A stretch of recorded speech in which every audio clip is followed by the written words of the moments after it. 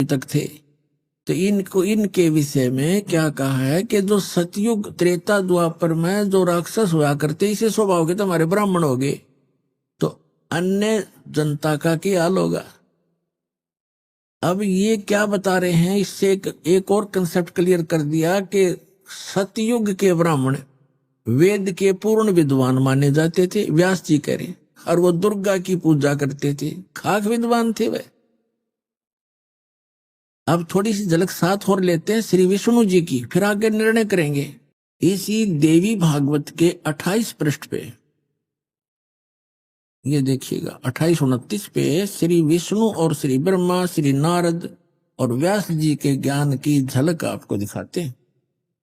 ये 28 पृष्ठ है, ये प्रथम स्कंद, पहला स्कंद है, और ये संक्षिप्त देवी भागवत 28 पे वही पढ़ रहे हम। नारद और व्यास जी की गोष्ठी हो रही है। व्यास जी नारद जी से पूछा है प्रश्न व्यास जी ने, और नारद जी बता रहे हैं।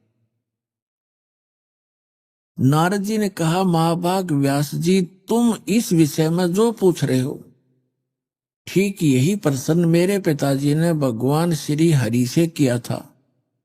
देवा अधिदेव भगवान जगत के स्वामी हैं, लक्ष्मी जी उनकी सेवा में उपस्थित रहती हैं, यानी विष्णु जी के विषय में बता रहे हैं।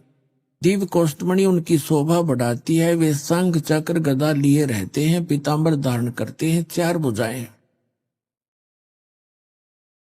वक्ष स्थल पर श्री वत्स का चिन्ह चमकता रहता है, वे चराचर जगत के आश्रय दाता हैं, जगत गुरु एवं देवताओं के भी देवता हैं। ऐसे जगत प्रभु भगवान श्री हरि महान तप कर रहे थे, उनकी समाधि लगी थी। यह देखकर मेरे पिता ब्रह्मा जी को बड़ा आश्चर्य हुआ, अतः उन्होंने उनसे जानने की इच्छा प्रकट की। ब्रह्मा जी ने पूछा, प्रभु आप देवताओं के अध्यक्ष, जगत के स्वामी और भूत भविष्य एवं वर्तमान सभी जीवों के एकमात्र शासक हैं। ब्रह्मा जी विष्णु जी को यहाँ सबसे बड़ा भगवान बताने की चेष्टा कर रहा है। भगवान फिर आप क्यों तपस्या कर रहे हैं और आप किस देवता की आराधना में ध्यान मगन है। मुझे असीम आश्चर्य तो यह हो रहा है कि आप देवेश्वर एवं सारे संसार के शासक होते हुए भी समाधि लगाए बैठे हैं। ब्रह्मा जी के विनीत वचन सुनकर भगवान श्री हरि यानी विष्णु जी उनसे कहने लगे, ब्रह्मन सावधान होकर सुनो, मैं अपने मन का विचार व्यक्त करता हूं। देवता दानव मानव सब यही जानते हैं कि तुम सृष्टि करते हो, मैं पालन करता हूं, संकर संहार किया करते हैं, किंतु फिर भी वेद के पारगामी पुरुष अपनी युक्ति से यह सिद्ध करते हैं कि रचने, पालने और संहार करने की यह योग्यता जो हमें मिली है, इसकी अधिष्ठात्री शक्ति देवी है।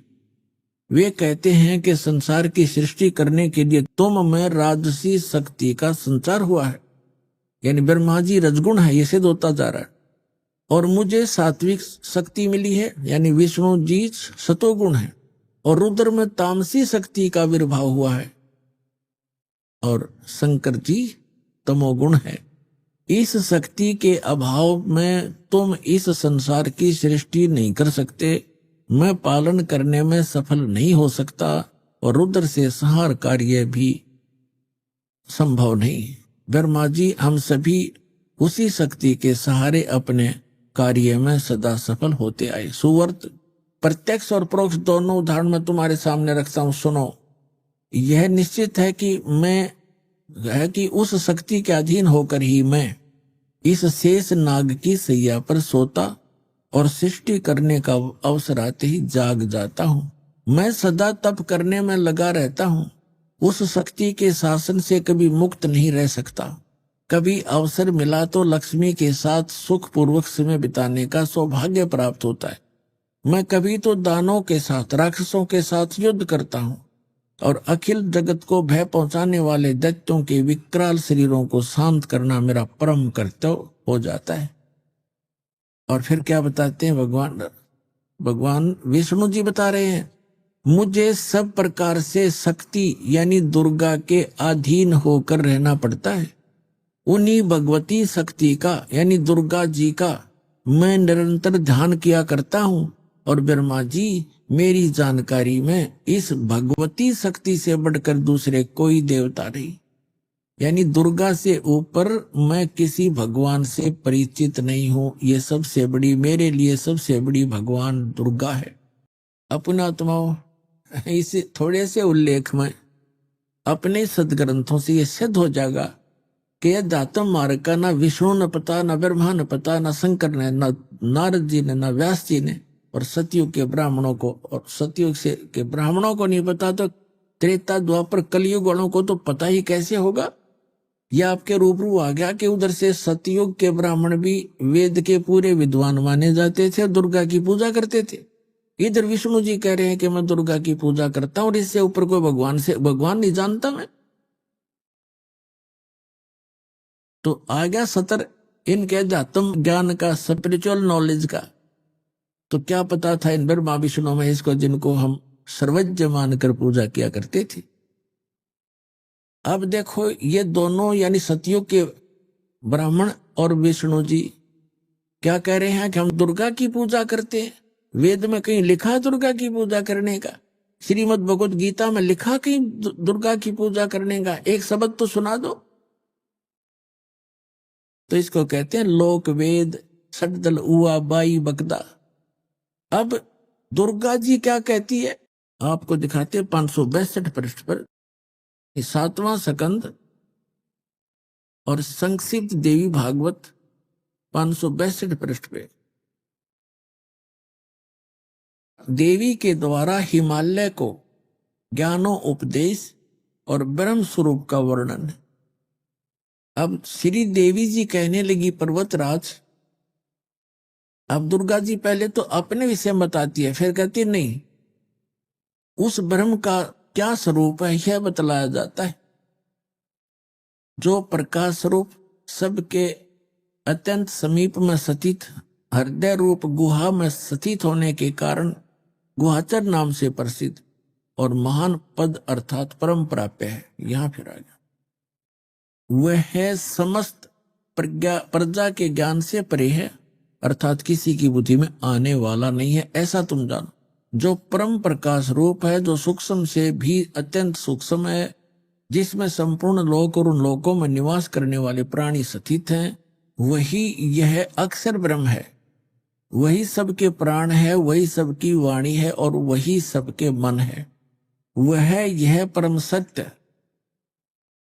अमृत अविनाशी तत्व है। सौम्य, उस वेदने योग्य लक्ष्य का तुम वेदन करो, मन लगाकर उसमें तन्मय हो जाओ।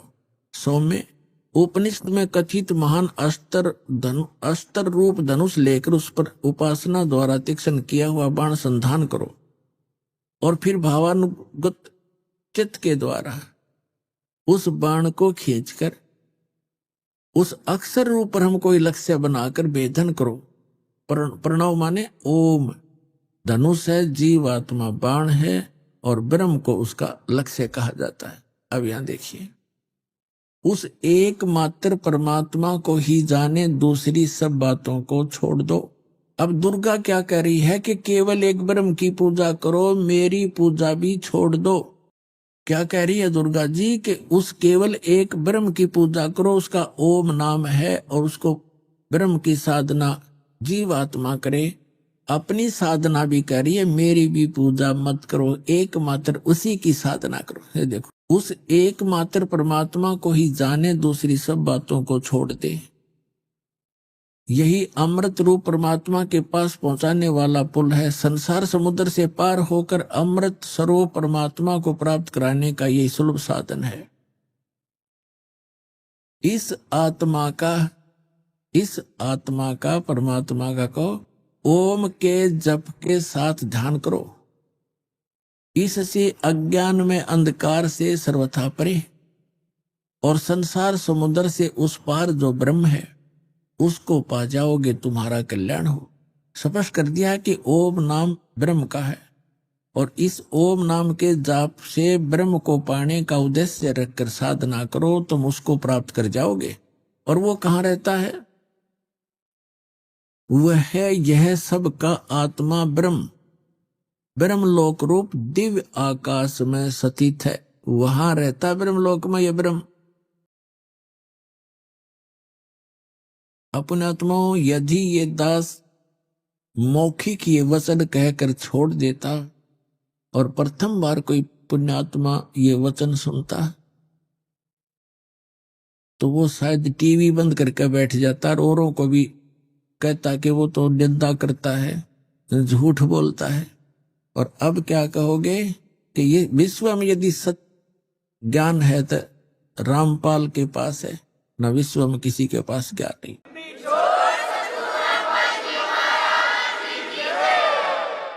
अब हम आते हैं श्रीमद् भगवत गीता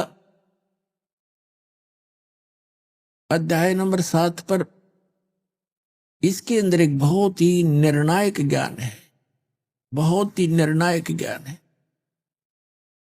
लेकिन हम समझ नहीं सके इन सत्ग्रंथों को, जिस कारण से हमें बहुत हानि हुई, जिसकी पूर्ति अब हो पाएगी। अब देखिएगा श्रीमद् भगवत गीता, गीता प्रेस गोरखपुर से प्रकाशित है। जयदाल गोविंद का इसके अनुवादक है। ये है 7वां अध्याय। हमने ये पढ़ लिया पहले, फिर पढ़ लेते हैं। प्रथम मंत्र में क्या कहा है कि गीता ज्ञानदाता कहता है, हे पार्थ, अनन्य मन से मुझ में आसक्ति रूप आसक्त चित्त अर्थात अनन्य भाव से मेरे प्राण होकर योग में लगा हुआ, जिस प्रकार से तू समग्र यानी सर्व भाव सब प्रकार से, समग्र माने सब प्रकार से मुझको संशय रहित जानेगा, उसको सुन। अब दूसरे में 7वें अध्याय का श्रीमद् भगवत गीता का दूसरा मंत्र पढ़ते हैं। मैं तेरे लिए इस विज्ञान सही तत्व ज्ञान को संपूर्णता कहूंगा, जिसको जानकर संसार में फिर कुछ भी जानने योग्य शेष नहीं रह जाता। अब तीसरे मंत्र में कहा कि हजारों मनुष्यों में कोई एक मेरी प्राप्ति के लिए यत्न करता है। यत्न करने वाले योगियों में भी कई एक मेरे प्राण होकर मुझको तत्व से अर्थात यथार्थ रूप से जानता है।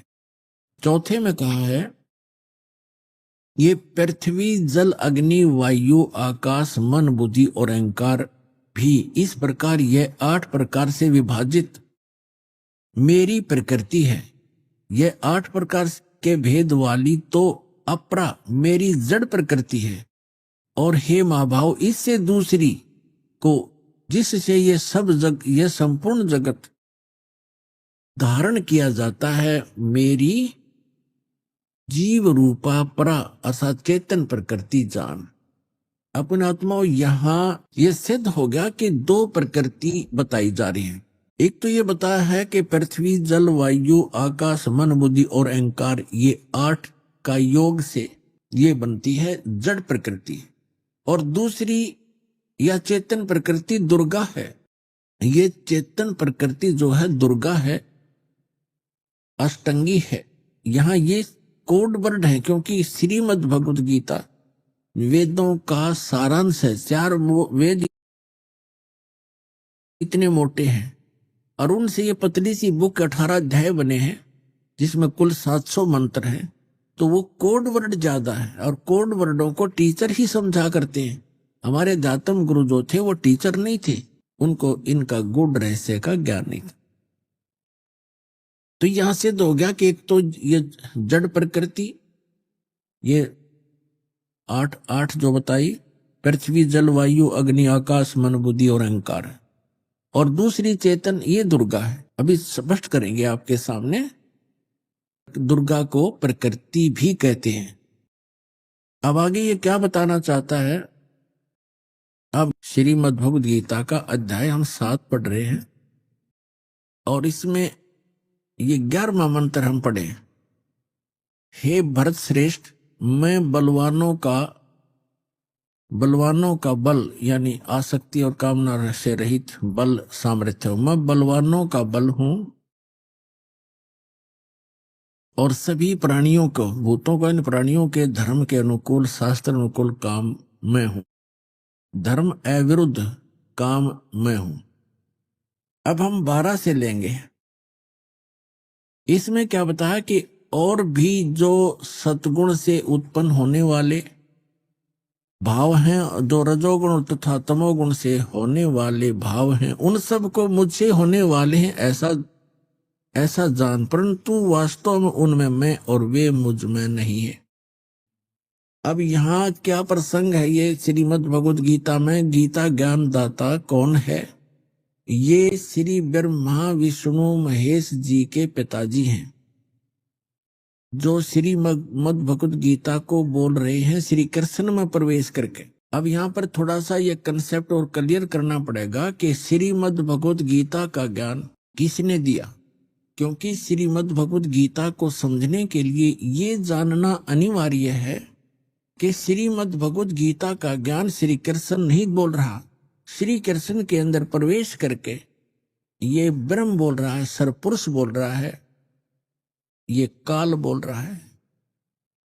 यहां थोड़ा सा हिंट देंगे ताकि श्रीमद् भगवद गीता आपके बहुत आसानी से समझ में आएगी।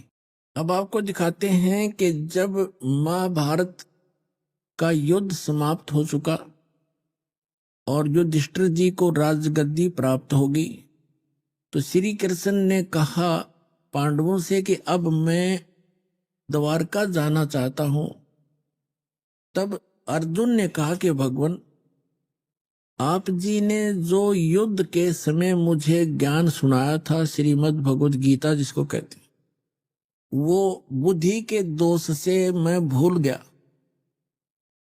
उसी ज्ञान को प्रभु एज इट इज सुनाना, फिर से सुनाना, हमें एक सत्संग करके जाना, ताकि हम आपके द्वारा दिए गए वचनों के आधार से हम अपना आगे राज्य भी करें और जीवन भी सफल करें।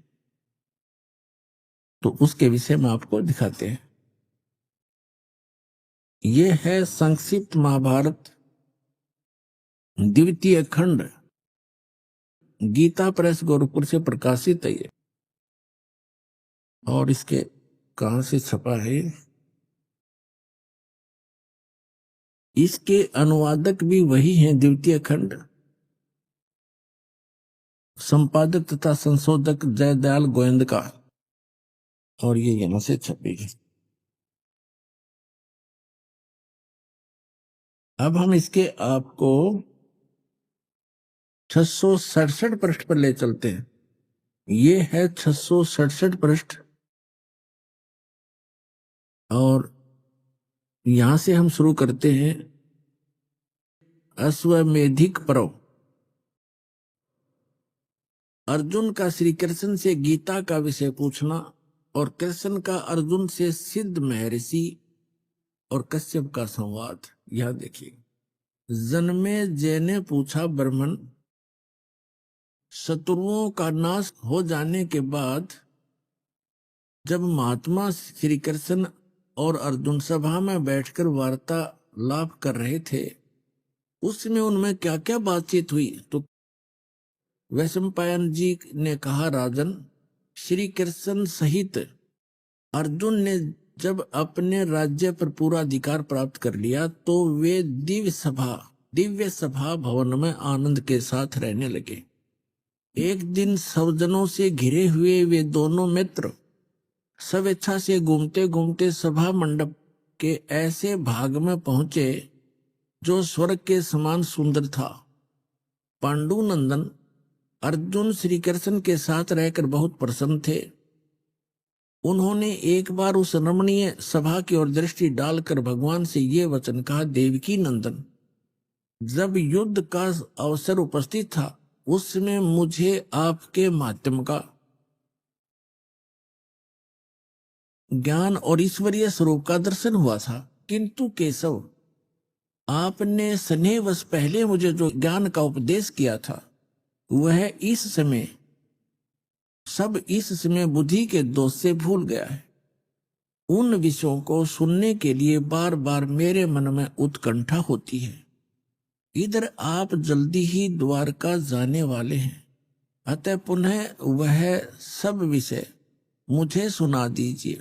अब कहने का भाव ये है कि अर्जुन कह रहा है कि कृष्ण जी से कि आपने युद्ध के समय जो मुझे गीता वाला ज्ञान बताया था, मैं बुद्धि के दोष से भूल गया, मुझे वही ज्ञान फिर बताओ। अब श्री कृष्ण जी क्या कहते हैं देखिए, वैशंपायन जी कहते हैं, अर्जुन के ऐसे कहने पर वक्ताओं में श्रेष्ठ महातेजस्वी भगवान श्री कृष्ण ने उन्हें गले से लगाकर इस प्रकार उत्तर दिया। श्री कृष्ण बोले, अर्जुन, उस समय मैंने तुम्हें अत्यंत गोपनीय विषय का श्रवण कराया था, अपने स्वरूपभूत धर्म सनातन पुरुषोत्तम तत्व का परिचय दिया था और नित्य लोकों का भी वर्णन किया था, किंतु तुमने जो अपनी नासमझी के कारण उस उपदेश को याद नहीं रखा, यह जानकर मुझे बड़ा खेद हुआ। इन बातों को अब पूरा पूरा समझ होना संभव नहीं जान पड़ता। श्री कृष्ण जी के बोल हैं, ये सुन जानते पढ़ियो। पांडुनंदन, निश्चय तुम बड़े श्रद्धाहीन हो, तुम्हारी बुद्धि अच्छी नहीं जान पड़ती। अब मेरे लिए उस उपदेश को ज्यों का त्यों दोहरा देना कठिन है, क्योंकि उस समय योग युक्त होकर मैंने परमात्म तत्व का वर्णन किया था। पुण्यात्माओं, ये भी एक विचलित आत्मा होती है। अब देखो, जैसे ये दास सत्संग कर रहा है और प्रथम बार कोई श्रोता इसको सुन रहा है, आज के सत्संग को मुश्किल से वो 60% याद रख सकता है, मुश्किल से। और फिर 1 हफ्ता 10 दिन के बाद, महीने 2 महीने के बाद वो मुझे मिले और मुझसे कहे, जी वो सत्संग आपने किया था वो फिर से सुनाना, तो मैं तुरंत सुना दूंगा।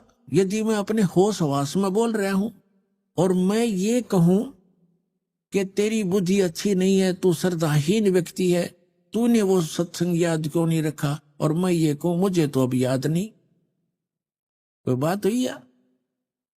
इसे सिद्ध है कि श्री कृष्ण नहीं बोल रहा था गीता का ज्ञान, उसके अंदर वो काल बोल रहा था प्रवेश करके। अब उसको कुछ भी याद नहीं। फिर कहता उससे मैंने योग युक्त होकर के वो ज्ञान बोला था। योग युक्त का अर्थ होता है परमात्मा से कनेक्ट हो जाना। इसे सिद्ध है कि परमात्मा कोई अन्य है जिससे वो कनेक्ट होने की बात कर रहा है। और जब युद्ध के मैदान में इसे भयंकर स्थिति में योग युक्त हो सकता है, अब पीस माइंड पीस है, उस टाइम तो शांति है, तो उसमें जल्दी हो जाना चाहिए था योग युक्त, जबकि बिजली गिर गई। वास्तविकता यह है कि श्री कृष्ण जी ने योग ज्ञान पता ही नहीं ना उन्होंने बोला। उन्होंने फिर आगे इसमें अपने सत्र का ज्ञान दे रखा, वो गीता से मेल भी नहीं खाता। इससे आगे गीता है अलग से लिखी हुई है, वो तो गीता से मेल भी नहीं खाता, कह भी नहीं मिलता आपस में। तो कहने का भाव यह है कि श्री कृष्ण में प्रवेश कर कई काल बोल रहा था। इसके बहुत से प्रमाण हैं। अब पहले तो ये प्रसंग क्लियर करता हूं कि जैसे अब श्री कृष्ण में प्रवेश करके काल बोला था, और ये काल कौन है? ये ब्रह्मा विष्णु महेश के पूज्य पिताजी हैं। और गीता अध्याय नंबर 4 के श्लोक नंबर 5 और 9 में ये क्या कहता है कि अर्जुन, तेरे और मेरे बहुत जन्म हो चुके, तू नहीं जानता, मैं जानता हूं। मेरे जन्म और कर्म अलौकिक हैं। इसके कर्म अलौकिक कैसे है? जैसे श्री कृष्ण में प्रवेश करके प्रेत की तरह गीता का ज्ञान बोल दिया। अब आज तक यही रट लगा रखी थी, श्री कृष्ण जी ने गीता बोली, श्री कृष्ण जी ने गीता बोली, और बोली काल ने कृष्ण जी को तो पता भी नहीं मैंने बोला क्या था गीता में। श्रीमद् भगवत गीता अध्याय नंबर 7 के श्लोक नंबर 24 और 25 में ये स्पष्ट करता है गीता ज्ञानदाता कि अर्जुन, ये बुद्धिहीन मनुष्य जो सामने खड़े हैं आज, ये सोच रहे होंगे कि मैं श्री कृष्ण हूं।